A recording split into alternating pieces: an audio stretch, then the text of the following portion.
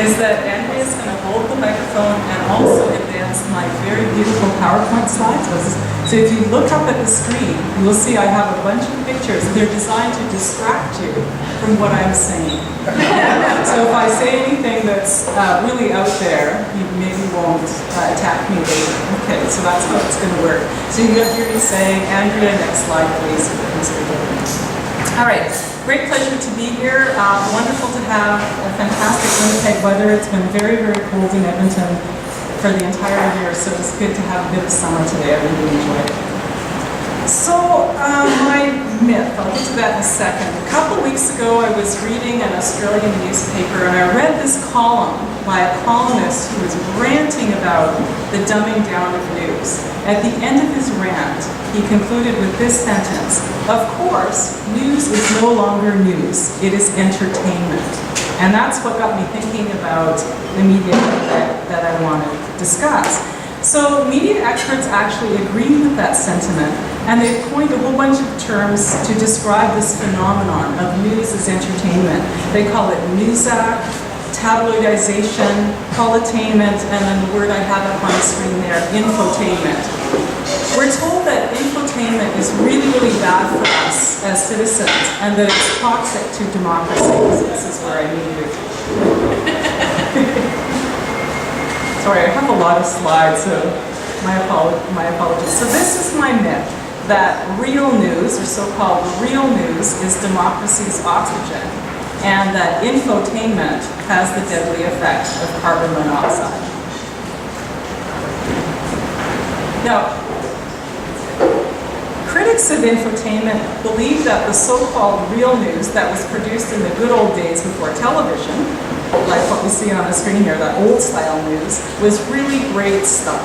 It educated and enlightened citizens because it was purely informational, educational, rational, and deliberative. So no fluff, no gloss.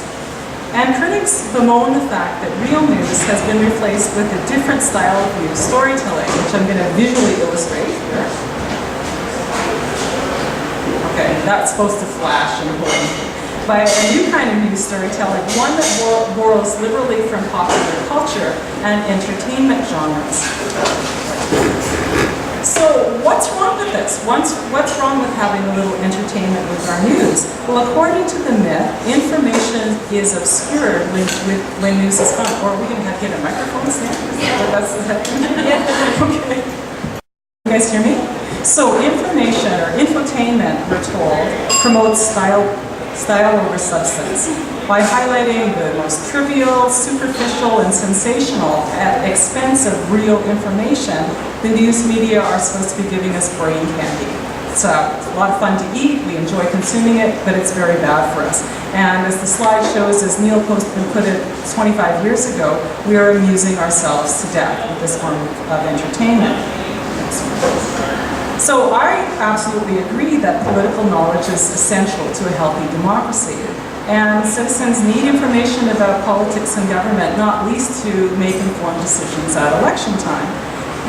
Also, since most of us don't experience politics firsthand by joining a political party or going to a political rally or reading Hansard or reading government documents, we get our political information from the media, mostly from the mainstream media. So we need the media to give us information, absolutely. And I don't dispute the fact that the news is increasingly designed to entertain, okay? So what do I have a problem with? News organizations, I have the problem with the idea that news can't be entertainment. I think news has to be entertaining. News organizations have to compete for audiences with all manner of other forms of entertainment. So my problem is with the assumption that political news is either entertaining or informative. Why can't it be both at the same time? And I think that enjoyment actually leads to edification. So I want to make the case that entertaining news may actually be more effective than old-style news at sparking political debate. And I want to look at an example from the federal election. You can anticipate, this is good. So the story is a so-called Vegas girl, or NDP Vegas girl, as the Globe and Mail has called her. Vegas girl is Ruth Ellen Rousseau, the young single mom from Ottawa who rode the NDP's Orange Wave to victory. Brosseau never campaigned in the Quebec riding that she now represents as a member of Parliament. This was true of many candidates in Quebec and indeed across Canada. Brosseau was not the only candidate who was missing in action, and that's what it says on the milk carton there, missing, you know, like they have for missing children. So why did the media focus on her? And focus on her they did. Well, you all know the answer. Brosseau had the audacity to take a long scheduled trip to Las Vegas during the election campaign, as this cartoon shows. Ka-ching, ka-ching, she won. So as Brosseau herself said, it's interesting, right? This doesn't happen very often. Well, it doesn't happen at all. I won the election despite going on a trip to Las Vegas. Now, the media critic would say that this story epitomizes everything that's wrong with infotainment. They would argue that by focusing negative attention on this one example, the story obscured the bigger picture and failed to highlight important facts about Canada's electoral democracy.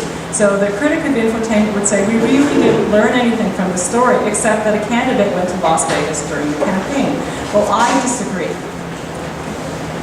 And I actually plan to use this story in my Canadian politics class in the fall, precisely because it distilled a crucial point about electoral democracy in Canada into a really compelling example, and one that my students probably won't forget.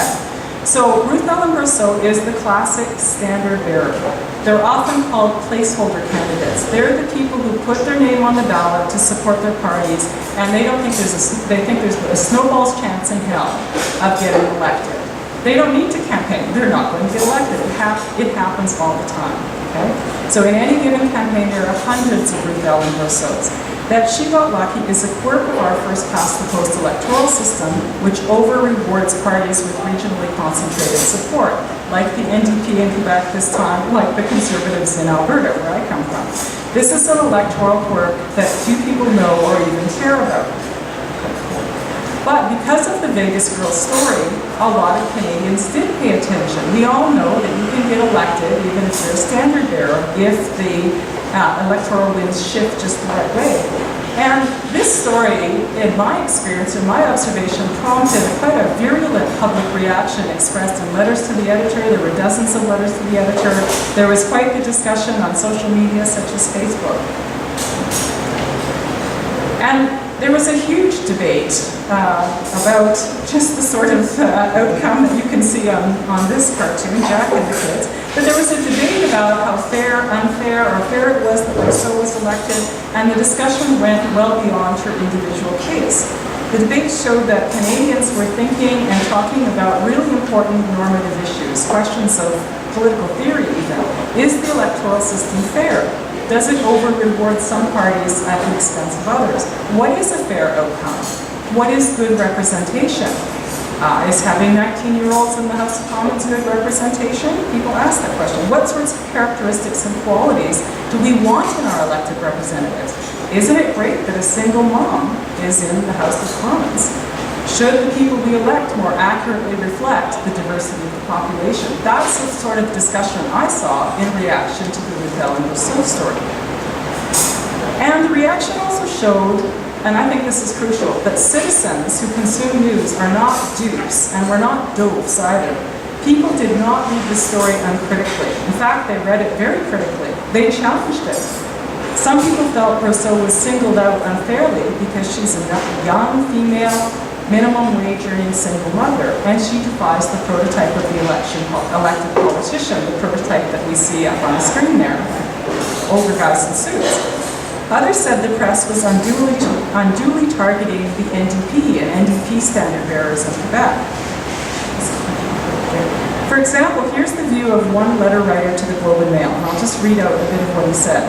Dear Globe and Mail, a quick scan of your website reveals more than 20 articles scrutinizing Ruth Ellen Brosseau, the NDP candidate who never expected to be elected and thus never set foot in the riding. Yet there's only one article about Jim Hillier, the newly elected Conservative member for Lethbridge, who painstakingly avoided media contact and public appearances during his campaign and has still not agreed to any interviews. This is post-campaign. Why all the sneering and condescension for a 27-year-old woman and virtually none for a 36-year-old man who arguably showed more blatant disrespect for voters. So, my point is, the story got people thinking and talking, not to mention talking back to the media. And I actually think the media likes to be talked back to. We'll talk about it later. Isn't that what we want in a democracy? Let's face it, many aspects of politics are profoundly and even painfully boring. Okay, I'm a political junkie, and there are some topics that put me to sleep. So why should citizens pay attention to news accounts of things like electoral rules and political institutions and arcane details of public policy? Why should we care? Well, since we get our information from the media, it's their job to spark our interest and show us why we should care. So my argument is that news is most likely to inform when it entertains us or surprises us or even makes us angry. The media are often deliberately provocative, as this image showed. It tells us that we're scared. Well, we can dissect this one. Who are we supposed to be scared of? The article said we're supposed to be scared of the NDP Liberal coalition, but the image says we're supposed to be scared of someone else. So the critics of entertainment would also be all over this one, scaring people with a pithy little headline. They would say that political news is often unduly negative and cynical and obsessed with conflict. We hear all the time that the news media should be nicer, tell more good news stories, go easy on people. And I would argue actually to the contrary, that democracies need an unlovable press. To engage people in democratic deliberation and debate, we need the media to be inquisitive, irritating, cynical, and even remorseless. This unrelenting urge to root out the most sensational or horrific or bizarre story makes the press unlovable, to be sure, but it makes for compelling news. So my argument is that citizens can be amused and informed, that news items are called stories for good reason. We get the moral or the lesson or the big point of the story because the story is told in a way that makes politics real and meaningful. So this is why I'm arguing that infotainment is good for democracy. But when I posted this article on, that I wrote for the Free Press on Facebook, one of my Facebook's friends talked back and said, okay, not all infotainment is good for democracy, so I have to add a retort. I don't mean to suggest that infotainment is invariably good for democracy. Some of it takes the info right out of infotainment. For instance, a steady diet of OK magazine, etc., this sort of fluff, would not be politically salubrious. We're not going to learn much about US politics by knowing about Obama's life with his girls. Okay?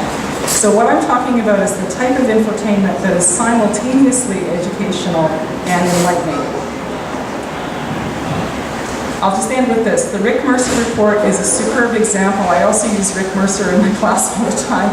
There is no doubt that Rick's rants are fun to watch, but they're also acerbic and thought-provoking, and often they get right to the heart of the matter. So this rant, which I won't have time to play, but was widely circulated by young people during the federal election campaign on Facebook, and I think this is the thing that triggered the vote mobs. Absolutely. So because he made such an important point in an entertaining way. So I encourage you to go to YouTube if you haven't seen it and watch it. And I'll end with that. Thank you very much.